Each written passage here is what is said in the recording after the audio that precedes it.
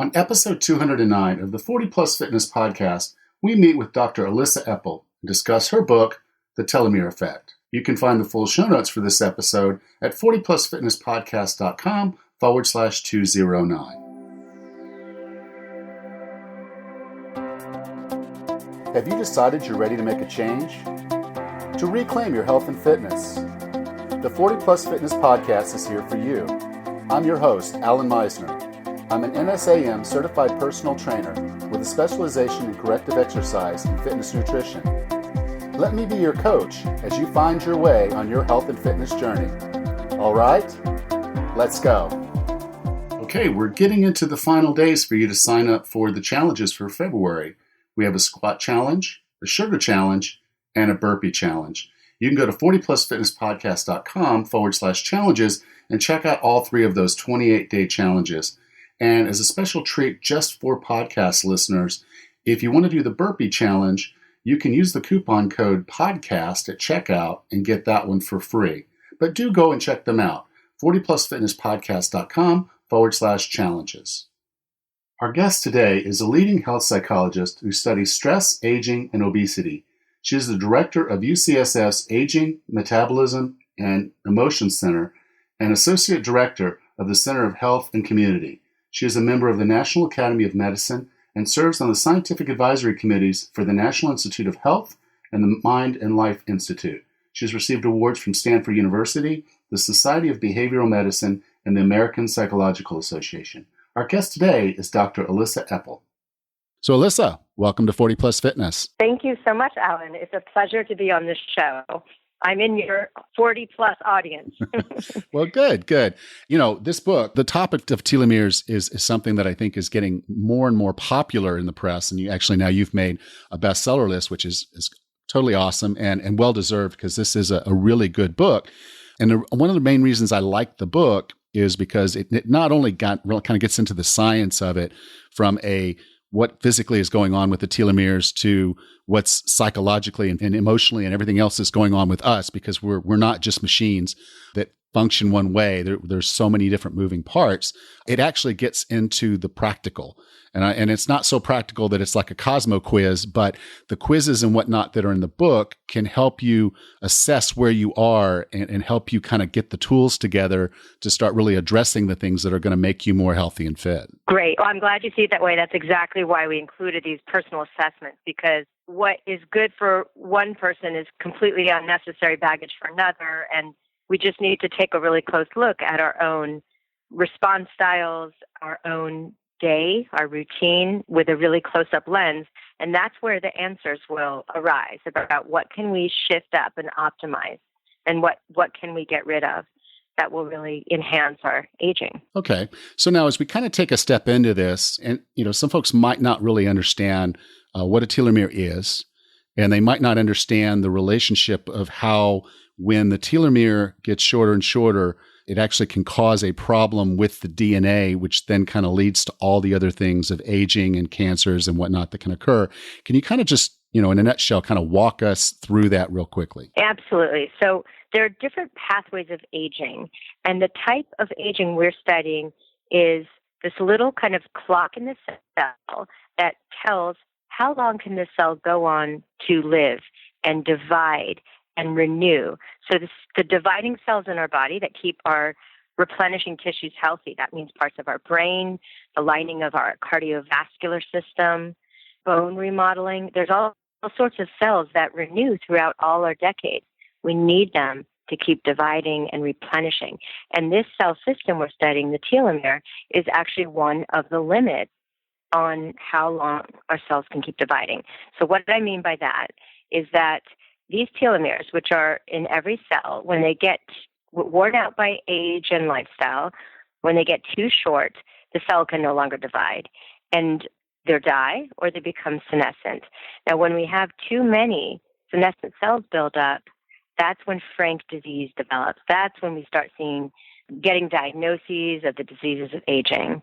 When tissue gets aged, it gets very prone to diseases, cancer and degenerative diseases. So I still haven't told you what a telomere is.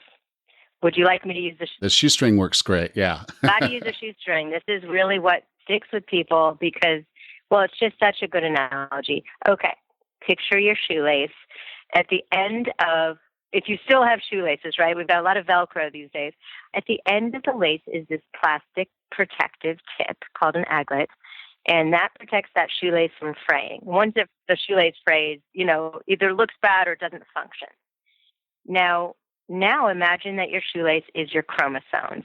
Our chromosomes, we have 23 pairs of chromosomes in every cell, and at the tips of each chromosome is this protective cap called a telomere.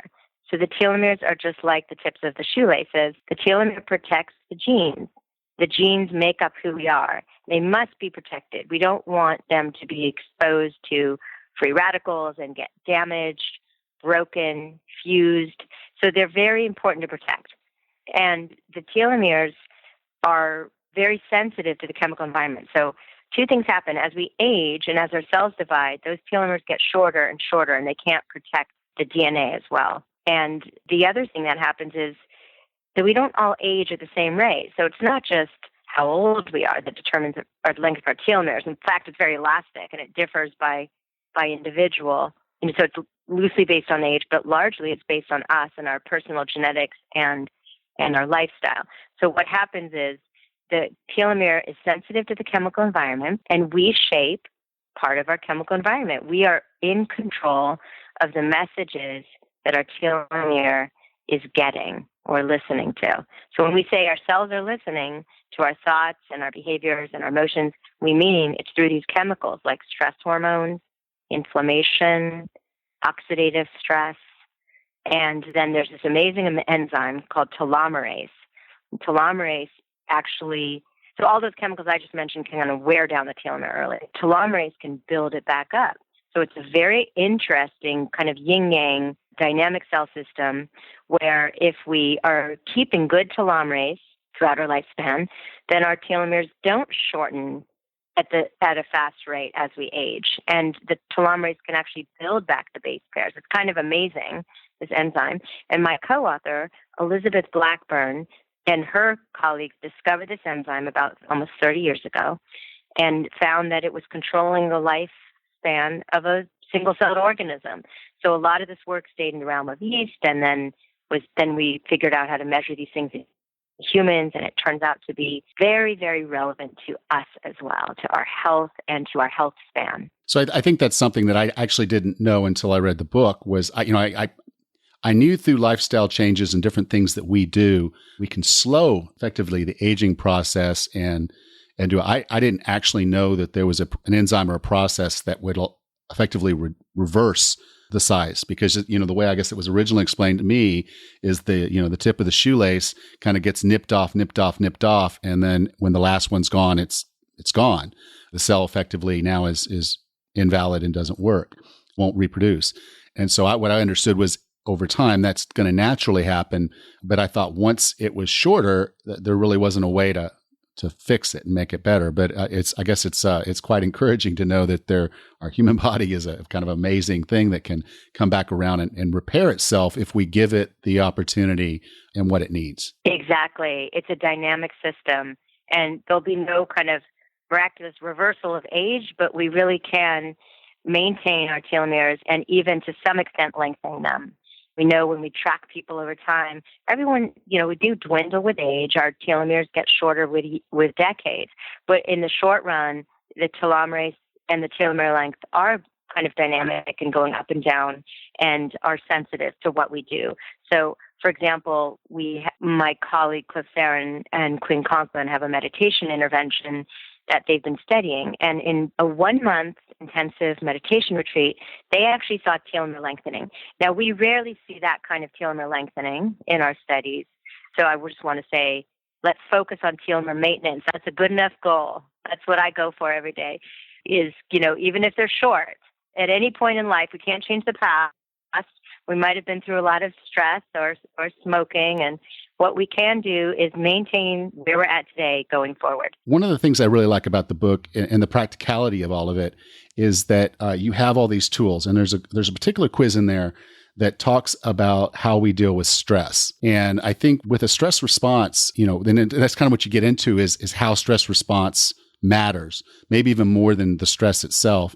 And that quiz you said was on your website, which I hope you share the address, and I'll make sure it's in the show notes for this episode, which is episode 209. So it'll be at 40plusfitnesspodcast.com/209.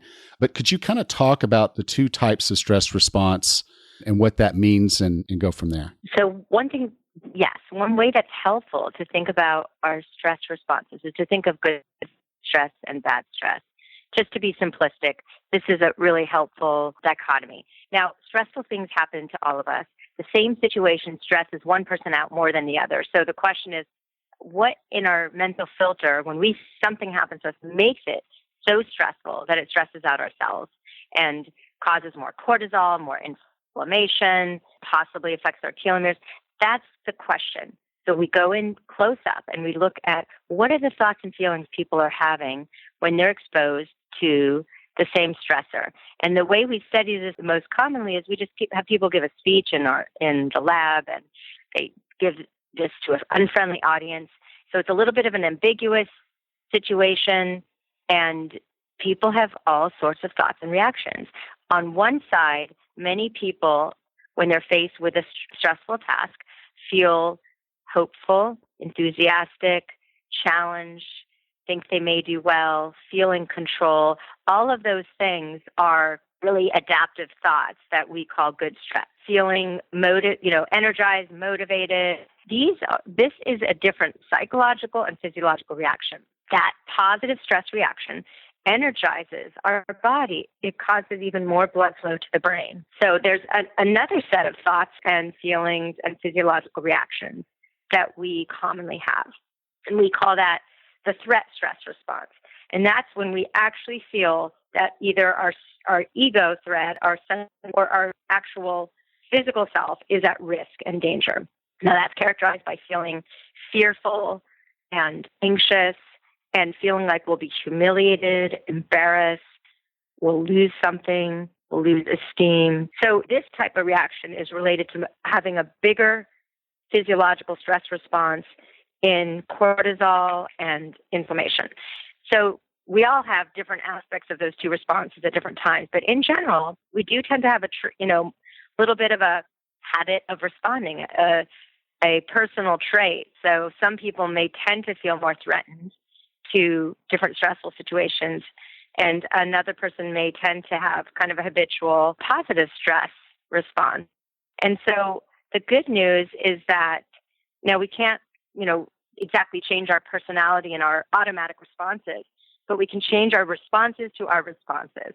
So what I mean by that is that we can notice the thoughts and feelings we have when we think about facing a really big threatening event, and look at those thoughts and feelings. And that is a huge clue to, are we overreacting? Are we having an exaggerated threat response? And we don't really need to. So we could be taxing our body unnecessarily. So simply notice your response. You can take the quiz, and then you can laugh at your response, and you can actually change your response through awareness. And we list in the book many different ways to kind of reshape your response toward the positive response. A really common tool that is obvious to many people that would kind of build this type of stress resilience is meditation. Mindfulness meditation helps people become an observer of their thoughts and not react to them so negatively. So you might observe, oh, there goes my threat response, but then you don't chase those thoughts, you don't ruminate and think those same stressful thoughts over and over. So there's a lot of interesting ways that we can shape our responses so that we're just more at peace and we can go with the flow more, and we don't kind of sit there and relive stressors that may have already happened, or just sit there and worry about stressors that are going to happen. So it's very easy to do that. That's just a common survival tendency we have. Well, I took the quiz and I'm falling somewhere in the middle. So I saw some opportunities there, and I like that you share some of those practical ones, particularly the just take that 3 minutes of taking a breath. I used to say count to 10, but I like the 3-minute idea because sometimes 10 seconds is not really enough time. But the The approach to it is pretty cool, and I really like that. So I was, when I was going through that part of the book, I was scratching down little notes. It's like, okay, now I just have to get into the habit of doing that, because it's really hard to roll off the rails really quickly and let it fester.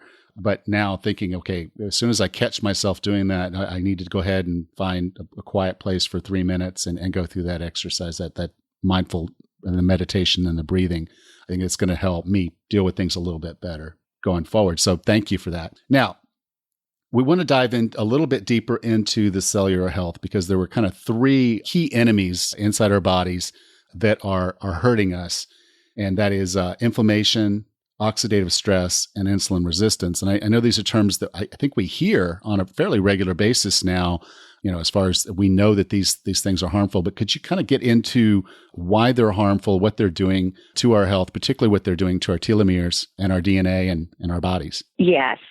Those are 3 natural chemical processes that our body needs, and we have those in response to acute situations to keep our bodies in balance. So when we have a wound, we have a big surge of inflammatory factors, and that helps us bring healing to the wound, and then the inflammation goes away. So we need those acute inflammatory responses.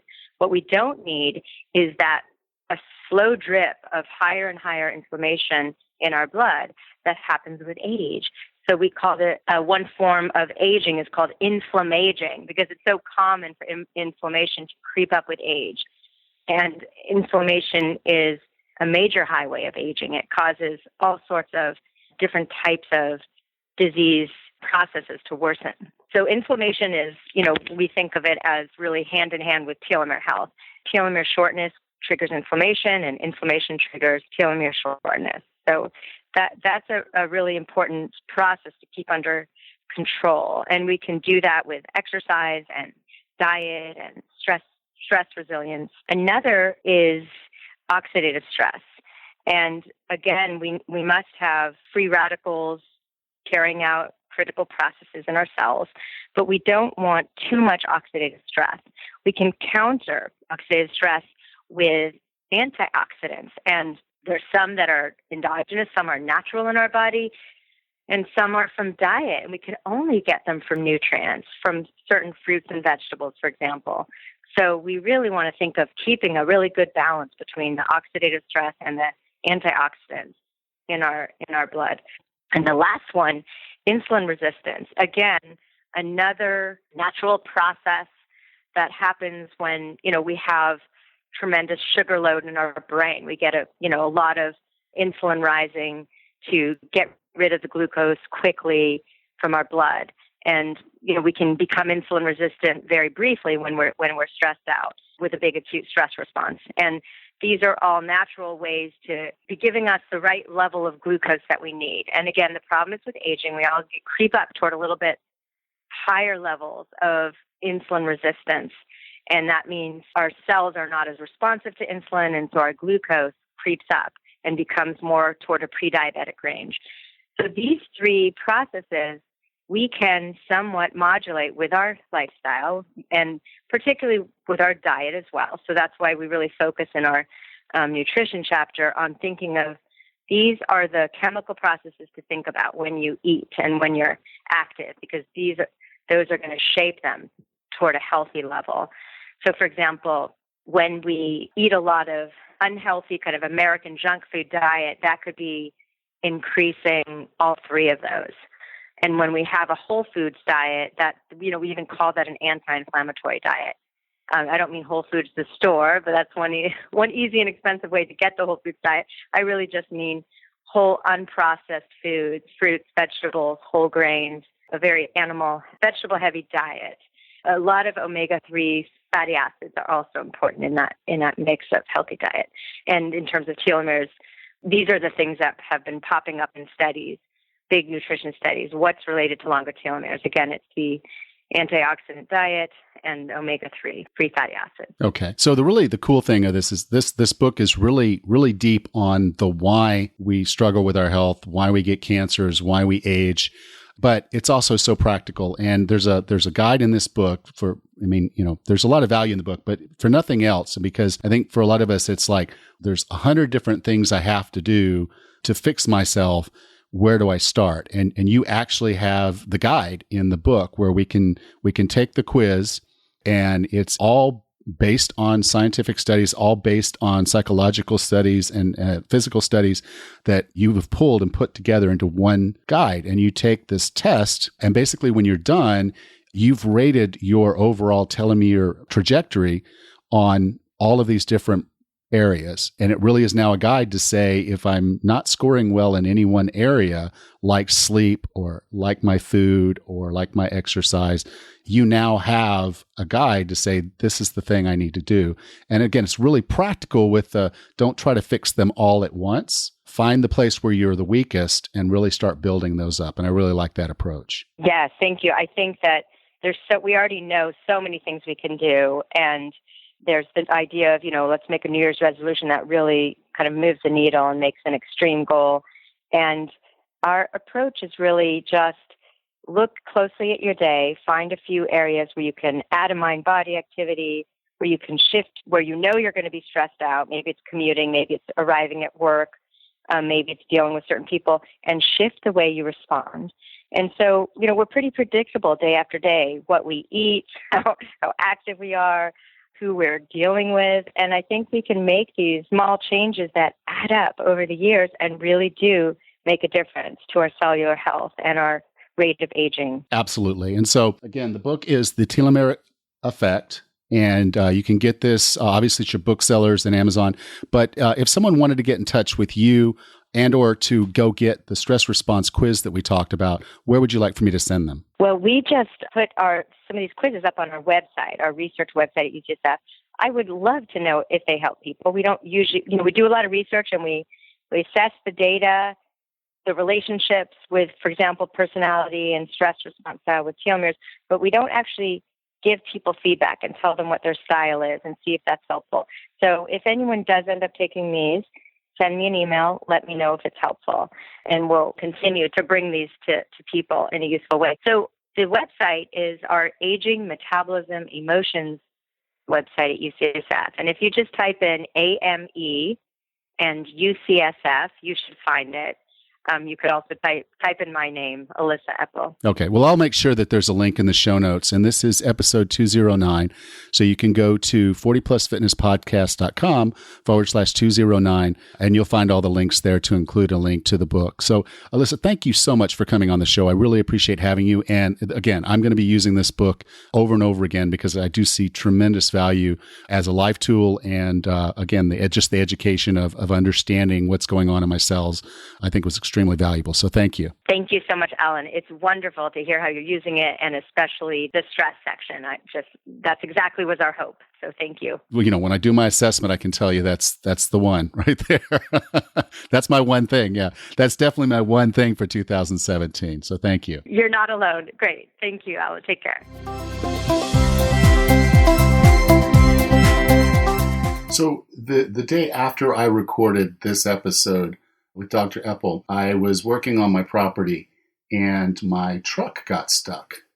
And I found myself pretty frustrated because I had only really intended to be there for an hour or so. And now I was stuck calling AAA to come tow me out, which turned into a day-long event. And, I could have really lost it. I could have just really kind of just went off the deep end with it because it was kind of stressful. I was losing time. I was losing a lot of production and things that I needed to get done.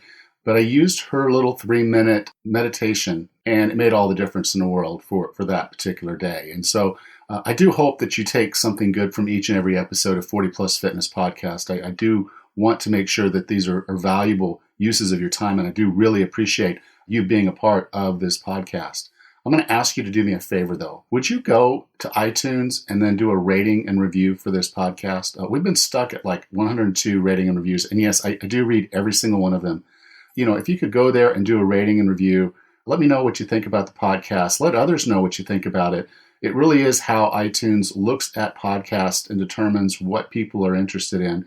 And the more you interact with the podcast through the app, by sharing it, by rating and reviewing it, the more iTunes knows that you do care about this show, and they'll show it to more people. So please do go to iTunes, give us a rating review. If you do happen to use a Google or any other player, use that to rate and review the show as well, because again, it is a way for those guys to know that this is a show you enjoy, and they'll show it to more people. So thank you so much for that. Now, next time on the 40 Plus Fitness Podcast, I'm going to get a little personal with you. I'm going to go a little off script. It's not an interview, and it's not really a prepared statement per se. It's really just something more about kind of me and what's going on in my life and some of the struggles I'm having. I think it's time for me to share that, to kind of come out of the closet, so to speak, about some of the things that go on with trying to launch a health and fitness business and trying to keep a full-time job and everything else together. So I do hope you'll tune in next time. And until then, have a happy and healthy day.